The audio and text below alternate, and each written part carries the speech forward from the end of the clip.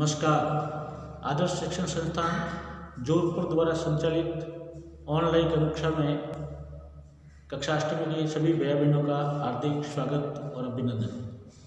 अभी हम सामाजिक विज्ञान की हमारा अतीत का पाठ 2 व्यापार से साम्राज्य तक कंपनी की सत्ता के बारे में पढ़ रहे हैं।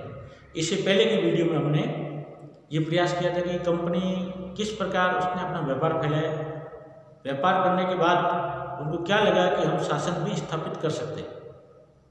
तो बंगाल के अंदर उनको सफलता मिली। सिराजुद्दौला की हार के बाद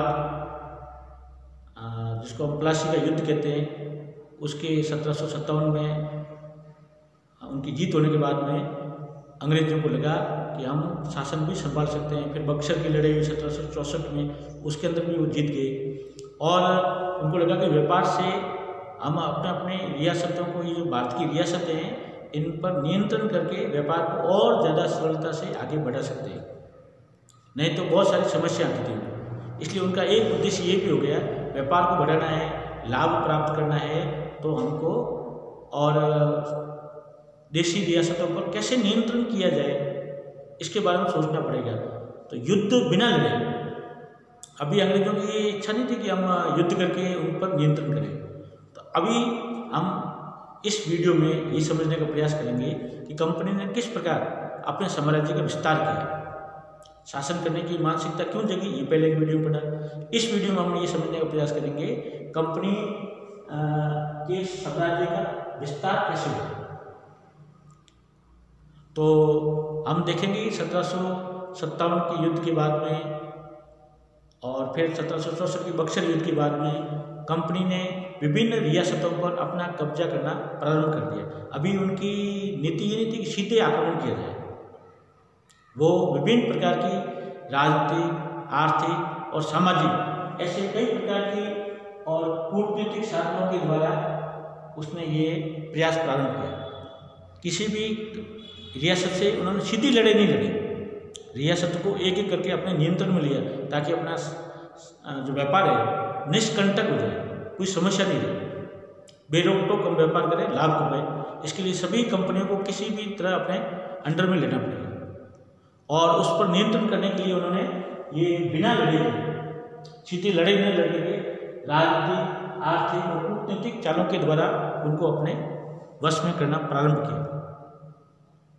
तो सबसे पहले उन्होंने बक्सर की लड़ाई के बाद 1764 के बाद अंग्रेजों के दिमाग में बात आई कि हम सीधे लड़ाई न लड़ करके अब उनको किसी भी प्रकार से रियासतों पर नियंत्रण करें। इसके लिए उन्होंने हर रियासत पर अपना एक रेजिमेंट नियुक्त किया। ये उनके राजनीतिक प्रतिनिधि था, अंग्रेजों की ओर से एक तरह से प्रतिनिधि। जैसे ये आज के वर्तमान समय में विभिन्न देशों के राजदूत होते हैं, जैसे भारत में कई देशों के राजदूत हैं, भारत के भी राजदूत कई देशों में तो अंग्रेजों ने अपना एक राजदूत, जिसको वो रेजिमेंट बोलते थे, वो हर रियासत में एक नियुक्त किया। अभी रेजिमेंट का कार्य था कि शासन में जो गतिविधियां चल रही है उसकी जानकारी कंपनी को दी जाए और उस पर नियंत्रण करना, यानी कहीं अंग्रेजों के खिलाफ में तो कोई षड्यंत्र नहीं रचा जा रहा है। ऐसे सभी प्रकार की राजनीतिक गतिविधियों का, आर्थिक गतिविधियों का, और वो रेजिमेंट उस रियासत में देख रेख करता था और उनका व्यापार कैसे बढ़े उस पर भी वो ध्यान देता था। तो रेजिमेंट का सारा खर्चा देशी रियासत को देना पड़ता था और रेजिमेंट की सहायता के लिए उन्होंने एक सहायक सेना भी रखी। वो सहायक सेना का उद्देश्य ये था कि आपकी सुरक्षा अब हमारा रेजिमेंट जो अधिकारी वो करेगा, यानी किसी देशी रियासत की सुरक्षा की व्यवस्था सीधी अंग्रेजों के हाथों में चली गई।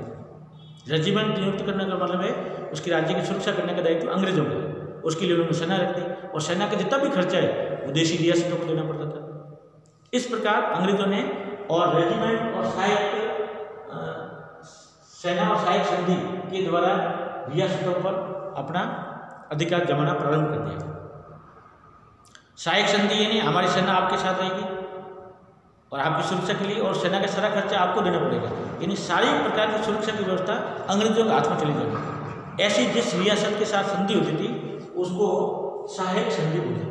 सहायक संधि का मतलब है उस रियासत में अंग्रेजों की सेना रहेगी उस रियासत की सुरक्षा के लिए और उसकी देखरेख करेगा रेजिमेंट। तो एक रेजिमेंट और सहायक संधि, इसके द्वारा उन्होंने देशी रियासतों को हड़पने का प्रारंभ किया। फिर वो दक्षिण भारत के अंदर जाना चाहते थे। दक्षिण भारत के अंदर सबसे पहले और एक हैदर अली और टीपू सुल्तान, इसका एक शक्तिशाली राज्य था जो उनके व्यापार में सबसे बड़ा बाधक था। टीपू सुल्तान बड़ा शक्तिशाली शासक था और टीपू सुल्तान को हराए बिना वो अपने और साम्राज्य का भी विस्तार नहीं कर सकते और व्यापार का भी विस्तार नहीं कर सकते। इसलिए टीपू सुल्तान को कैसे हराया जाए, तो उन्होंने कर्नाटक के मैसूर अभी वर्तमान में और दक्षिण भारत में कर्नाटक राज्य में, तो मैसूर राज्य पर उन्होंने एकाधिकार करने का प्रयास किया। इसके लिए उनको 4 बार युद्ध करने पड़े। 1767 में, 1780 में, 1799 में और 1790 में और 1799 4 बार लड़े। 3 लड़ाइयों के अंदर टीपू सुल्तान उनके ऊपर हावी रहा, हर बार अंग्रेजों को मुंह की खानी पड़ी। चौथे युद्ध में 1799 में और अंग्रेजों ने छल कपट का सहारा लेकर के टीपू सुल्तान को उस युद्ध में मार दिया गया और वहाँ के स्थानीय जो पुराने राजवंश थे वोडियार वंश, उस वोडियार वंश को वहाँ का शासक बना दिया और उसके ऊपर ये सहायक संधि सौंप दी।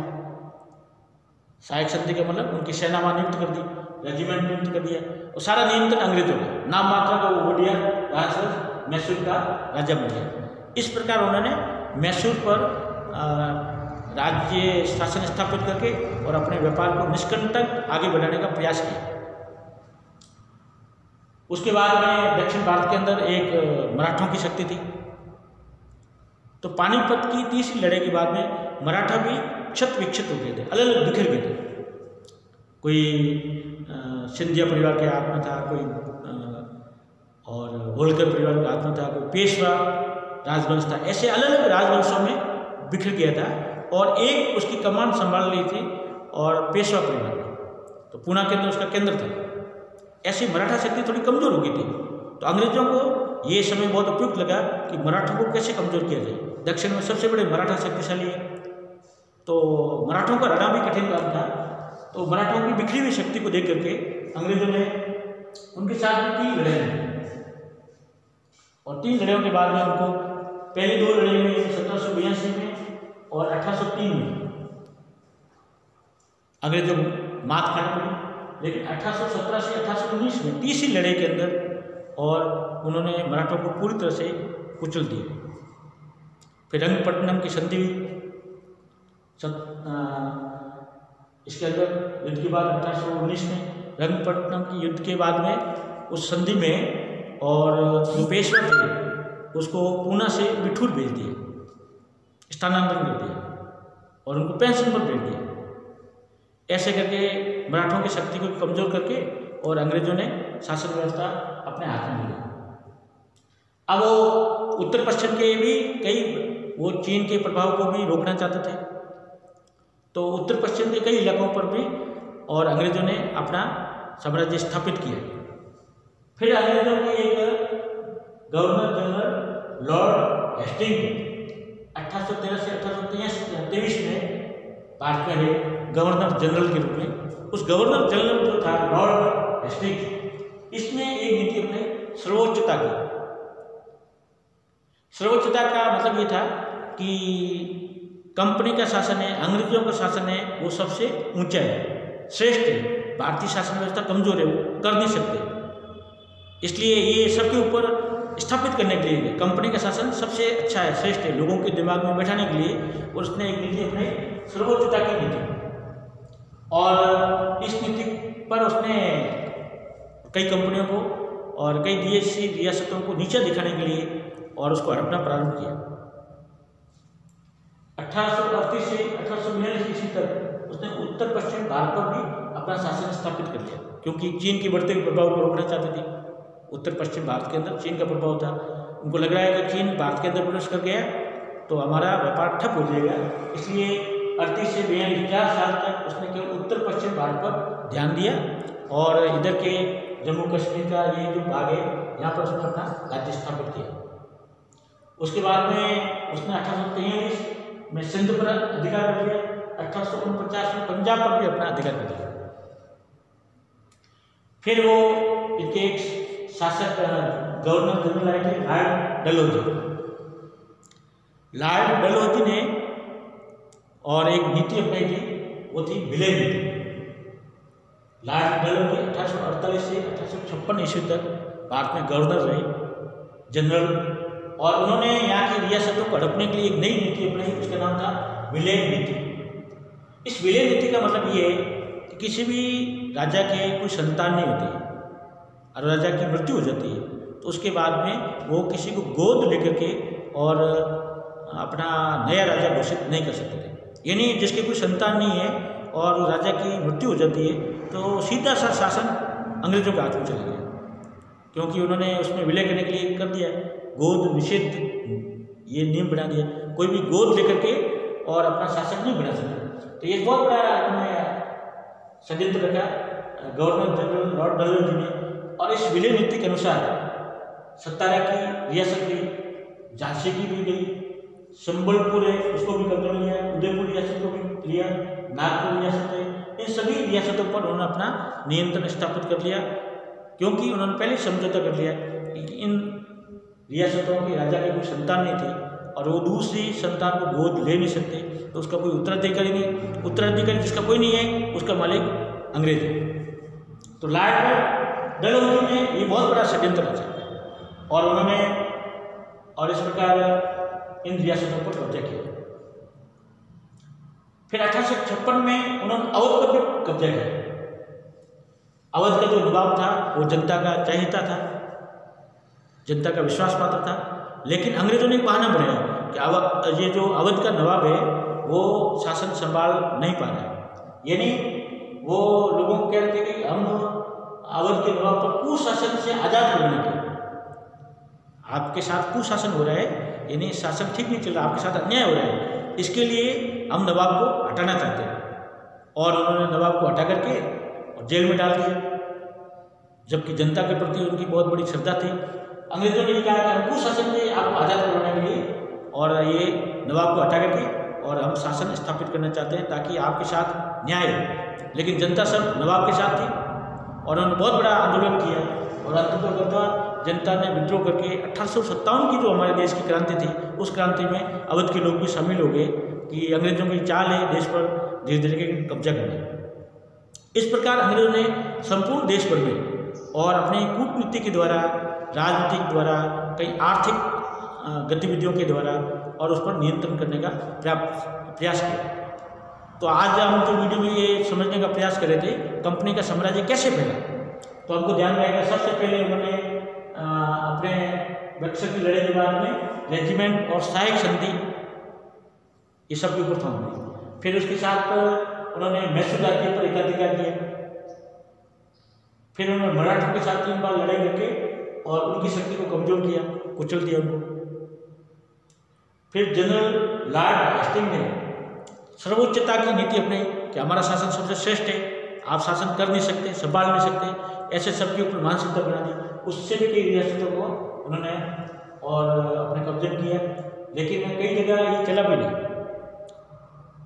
रानी चेन्नम्मा कित्तूर की जो रानी है कर्नाटक में, उस पर उन्होंने अटैक किया, लेकिन उसकी बहुत बड़ा कित्तूर की रानी जो चेन्नम्मा थी उसने संघर्ष किया, वो वीर गति को प्राप्त हो गई, लेकिन सर्वोच्चता वाला सिद्धांत ज़्यादा काम नहीं आया। और इस प्रकार उन्होंने संघर्ष करके 1843 में सिंध और 1849 में पंजाब पर भी कब्जा किया। फिर जनरल लॉर्ड डलहौजी ने और विलय नीति के द्वारा इन रियासतों पर अपना नियंत्रण किया और इस प्रकार 1856 पर भी अवध पर भी उन्होंने जिस उद्देश्य से कब्जा किया था वो उनका उद्देश्य सफल नहीं हुआ, जनता ने उनका विद्रोह कर दिया और पूरे देश भर में 1857 की क्रांति कैसे हुई और अंग्रेजों का किस प्रकार नुकसान हुआ, इस विषय को हम अगले वीडियो में पढ़ेंगे। तब तक आप सभी स्वस्थ रहिए, सुरक्षित रहिए। जय हिंद। नमस्कार। आदर्श शिक्षण संस्थान जोधपुर द्वारा संचालित ऑनलाइन कक्षा में कक्षा 8वीं के सभी भैया बहनों का हार्दिक स्वागत और अभिनंदन। अभी हम सामाजिक विज्ञान की हमारा अतीत का पाठ 2 व्यापार से साम्राज्य तक कंपनी की सत्ता के बारे में पढ़ रहे हैं। इससे पहले की वीडियो में हमने ये प्रयास किया था कि कंपनी किस प्रकार उसने अपना व्यापार फैलाया। व्यापार करने के बाद उनको क्या लगा कि हम शासन भी स्थापित कर सकते हैं, तो बंगाल के अंदर उनको सफलता मिली। सिराजुद्दौला की हार के बाद, जिसको हम प्लासी का युद्ध कहते हैं, उसके 1757 में उनकी जीत होने के बाद में अंग्रेजों को लगा कि हम शासन भी संभाल सकते हैं। फिर बक्सर की लड़ाई 1764 में, उसके अंदर भी वो जीत गए और उनको लगा कि व्यापार से हम अपने अपने रियासतों को, ये जो भारत की रियासतें हैं, इन पर नियंत्रण करके व्यापार को और ज़्यादा सरलता से आगे बढ़ा सकते हैं। नहीं तो बहुत सारी समस्या आती थी। इसलिए उनका एक उद्देश्य ये भी हो गया, व्यापार को बढ़ाना है, लाभ प्राप्त करना है, तो हमको और देशी रियासतों पर कैसे नियंत्रण किया जाए, इसके बारे में सोचना पड़ेगा। तो युद्ध बिना लड़े, अभी अंग्रेजों की ये इच्छा नहीं थी कि हम युद्ध करके उन पर नियंत्रण करें। तो अभी हम इस वीडियो में ये समझने का प्रयास करेंगे कि कंपनी ने किस प्रकार अपने साम्राज्य का विस्तार किया, शासन करने की मानसिकता क्यों जगी, ये पहले एक वीडियो में पढ़ा। इस वीडियो में हम ये समझने का प्रयास करेंगे कंपनी के साम्राज्य का विस्तार कैसे हुआ। तो हम देखेंगे 1757 के युद्ध के बाद में और फिर 1764 की बक्सर युद्ध के बाद में कंपनी ने विभिन्न रियासतों पर अपना कब्जा करना प्रारंभ कर दिया। अभी उनकी नीति ये नहीं थी कि सीधे आक्रमण किया जाए, वो विभिन्न प्रकार की राजनीतिक, आर्थिक और सामाजिक ऐसे कई प्रकार की और कूटनीतिक साधनों के द्वारा उसने ये प्रयास प्रारंभ किया। किसी भी रियासत से उन्होंने सीधी लड़ाई नहीं लड़ी, रियासत को एक एक करके अपने नियंत्रण में लिया ताकि अपना जो व्यापार है निष्कंटक हो जाए, कोई समस्या नहीं रहे, बेरोक टोक हम व्यापार करें, लाभ कमाएं। इसके लिए सभी कंपनियों को किसी भी तरह अपने अंडर में लेना पड़ेगा और उस पर नियंत्रण करने के लिए उन्होंने ये बिना लड़े, सीधी लड़ाई न लड़ने के राजनीतिक, आर्थिक और कूटनीतिक चालों के द्वारा उनको अपने वश में करना प्रारंभ किया। तो सबसे पहले उन्होंने बक्सर की लड़ाई के बाद में 1764 के बाद अंग्रेजों के दिमाग में बात आई कि हम सीधे लड़ाई न लड़ करके अब उनको किसी भी प्रकार से रियासतों पर नियंत्रण करें। इसके लिए उन्होंने हर रियासत पर अपना एक रेजिमेंट नियुक्त किया। ये उनके राजनीतिक प्रतिनिधि था, अंग्रेजों की ओर से एक तरह से प्रतिनिधि। जैसे आज के वर्तमान समय में विभिन्न देशों के राजदूत होते हैं, जैसे भारत में कई देशों के राजदूत होते हैं, भारत के भी राजदूत कई देशों में तो अंग्रेजों ने अपना एक राजदूत, जिसको वो रेजिमेंट बोलते थे, वो हर रियासत में एक नियुक्त किया। अभी रेजिमेंट का कार्य था कि शासन में जो गतिविधियां चल रही है उसकी जानकारी कंपनी को दी जाए और उस पर नियंत्रण करना, यानी कहीं अंग्रेजों के खिलाफ में तो कोई षड्यंत्र नहीं रचा जा रहा है। ऐसे सभी प्रकार की राजनीतिक गतिविधियों का, आर्थिक गतिविधियों का, और वो रेजिमेंट उस रियासत में देख रेख करता था और उनका व्यापार कैसे बढ़े उस पर भी वो ध्यान देता था। तो रेजिमेंट का सारा खर्चा देशी रियासत को देना पड़ता था और रेजिमेंट की सहायता के लिए उन्होंने एक सहायक सेना भी रखी। उस सहायक सेना का उद्देश्य ये था कि आपकी सुरक्षा अब हमारा रेजिमेंट जो अधिकारी वो करेगा, यानी किसी देशी रियासत की सुरक्षा की व्यवस्था सीधी अंग्रेजों के हाथों में चली गई। रेजिमेंट नियुक्त करने का मतलब है उसकी राज्य की सुरक्षा करने का दायित्व अंग्रेजों का है। उसके लिए उन्होंने सेना रख दी और सेना का जितना भी खर्चा है वो देशी रियासतों को देना पड़ता था। इस प्रकार अंग्रेजों ने और रेजिमेंट और सहायक सेना और सहायक संधि के द्वारा रियासतों पर अपना अधिकार जमाना प्रारंभ कर दिया। सहायक संधि यानी हमारी सेना आपके साथ रहेगी और आपकी सुरक्षा के लिए, और सेना का सारा खर्चा आपको देना पड़ेगा, यानी सारी प्रकार की सुरक्षा की व्यवस्था अंग्रेजों के हाथ में चली जाएगी। ऐसी जिस रियासत के साथ संधि होती थी उसको सहायक संधि बोलते थे। सहायक संधि का मतलब है उस रियासत में अंग्रेजों की सेना रहेगी उस रियासत की सुरक्षा के लिए और उसकी देखरेख करेगा रेजिमेंट। तो एक रेजिमेंट और सहायक संधि, इसके द्वारा उन्होंने देशी रियासतों को हड़पने का प्रारंभ किया। फिर वो दक्षिण भारत के अंदर वो जाना चाहते थे दक्षिण भारत के अंदर सबसे पहले, और एक हैदर अली और टीपू सुल्तान, इसका एक शक्तिशाली राज्य था जो उनके व्यापार में सबसे बड़ा बाधक था। टीपू सुल्तान बड़ा शक्तिशाली शासक था और टीपू सुल्तान को हराए बिना वो अपने और साम्राज्य का भी विस्तार नहीं कर सकते और व्यापार का भी विस्तार नहीं कर सकते। इसलिए टीपू सुल्तान को कैसे हराया जाए, तो उन्होंने कर्नाटक के मैसूर अभी वर्तमान में और दक्षिण भारत में कर्नाटक राज्य में, तो मैसूर राज्य पर उन्होंने एकाधिकार करने का प्रयास किया। इसके लिए उनको 4 बार युद्ध करने पड़े, 1767 में, 1780 में, 1799 में और 1790 में और 1799 में। 4 बार लड़े। 3 लड़ाइयों के अंदर टीपू सुल्तान उनके ऊपर हावी रहा, हर बार अंग्रेजों को मुंह की खानी पड़ी।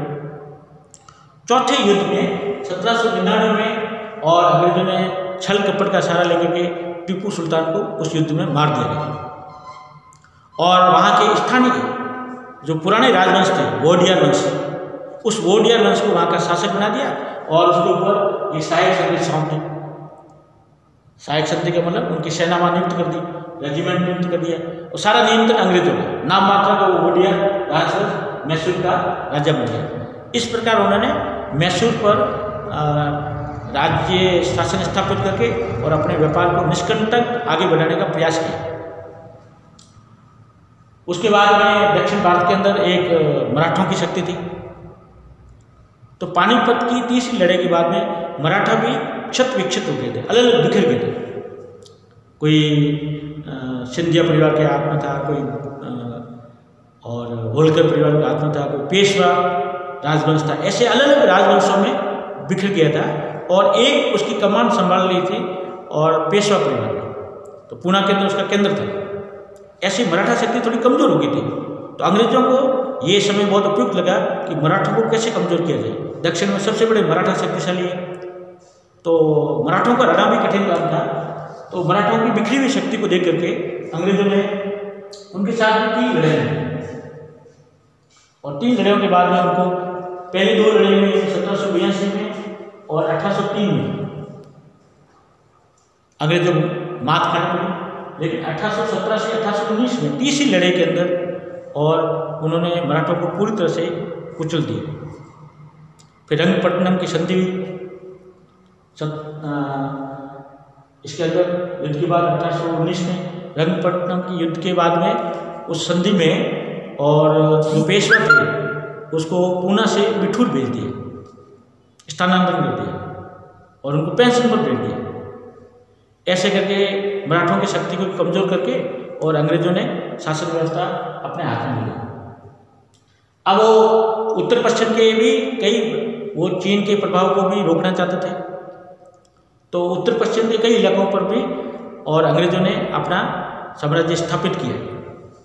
फिर अंग्रेजों के एक गवर्नर जनरल लॉर्ड हेस्टिंग्स 1813 से 1823 में भारत में रहे गवर्नर जनरल के रूप में।